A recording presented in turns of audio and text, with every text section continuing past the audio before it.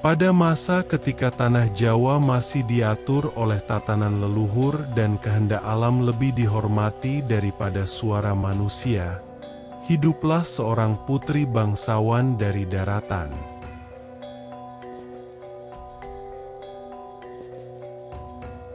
Ia lahir dari garis darah keraton, dibesarkan dalam tata krama, dan dididik untuk menahan rasa, bukan mengumbar kehendak. Putri ini dikenal bukan karena kecantikannya semata, tetapi karena ketenangannya.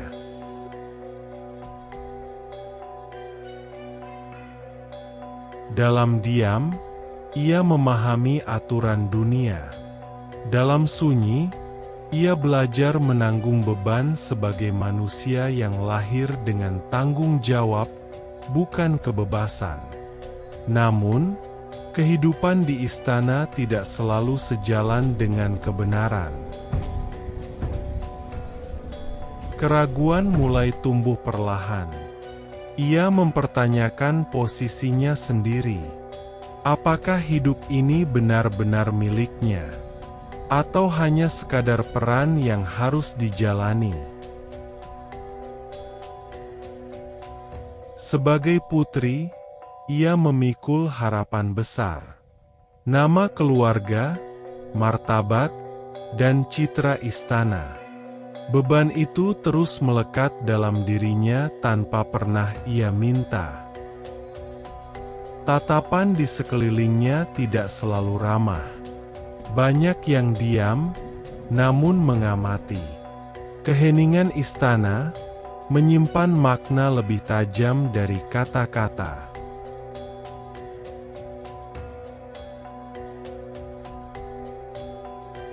Meski putri dikelilingi banyak orang, hatinya sering merasa sunyi dan sendiri. Tidak semua luka bisa dia bagi, dan tidak semua beban bisa dia lepaskan.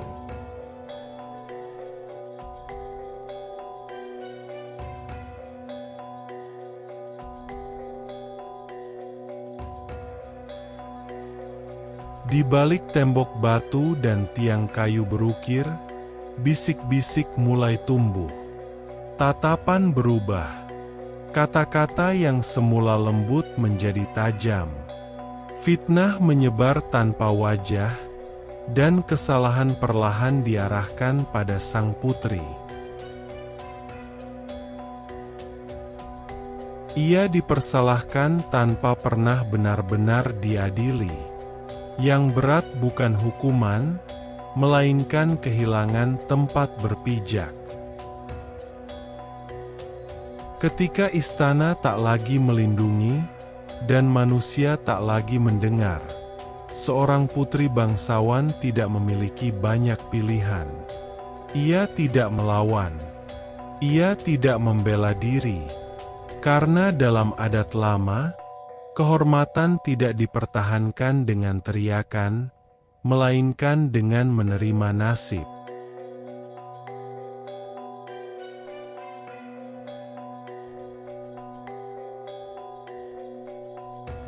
Maka dipilihlah jalan pengasingan. Putri meninggalkan daratan. Ia melangkah menjauh dari dunia yang pernah membesarkannya.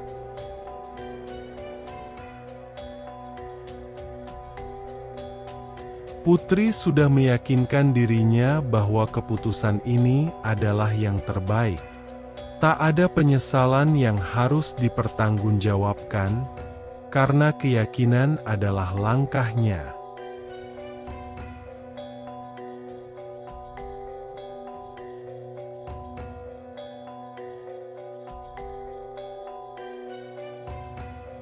Pengasingan menjadi keputusan terakhir. Bukan pilihan, melainkan akibat. Sebuah jalan baru terbuka, membawanya jauh dari kehidupan lama.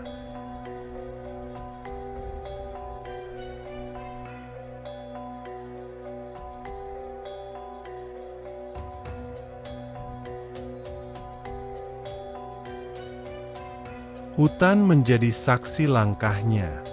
Angin membawa kesedihan yang tak terucap. Setiap jejak kaki menjauhkan dirinya dari kehidupan lama dan mendekatkannya pada sesuatu yang belum ia pahami.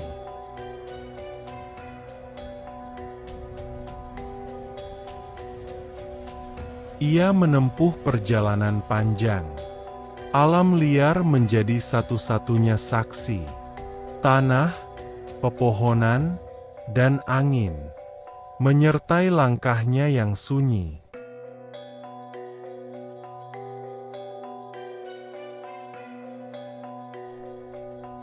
Suara ombak mulai terdengar.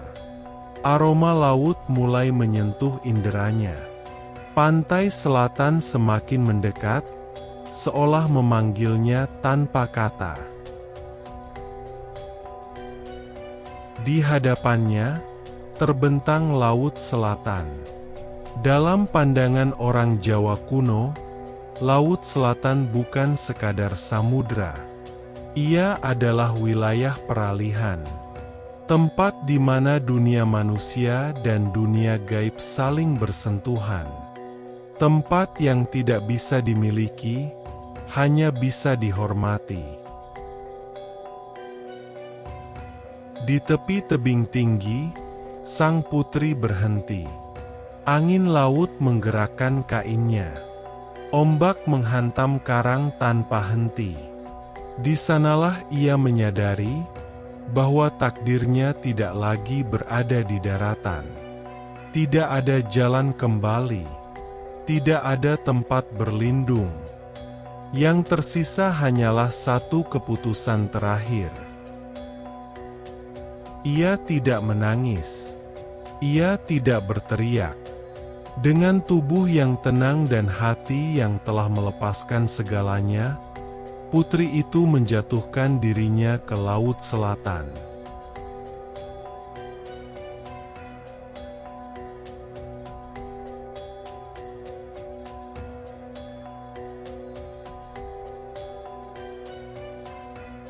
Dunia manusia terputus. Namun, laut tidak mematikan sang putri. Di kedalaman, arus berputar perlahan. Cahaya samar muncul dari dasar laut. Tubuh sang putri tidak tenggelam seperti manusia biasa. Ia disambut, dipeluk oleh kekuatan yang lebih tua dari kerajaan manapun.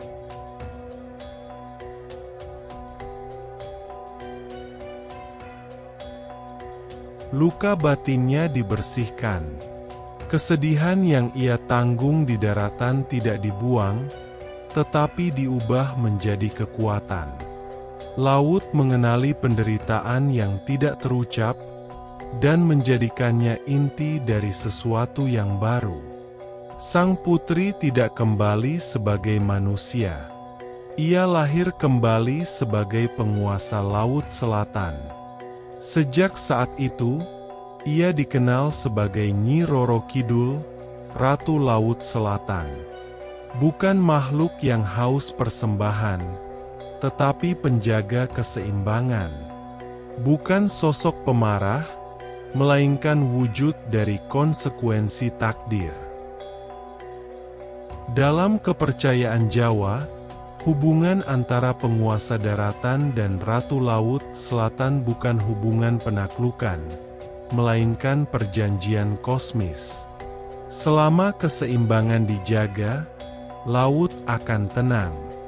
Jika keserakahan melampaui batas, laut akan menuntut kembali.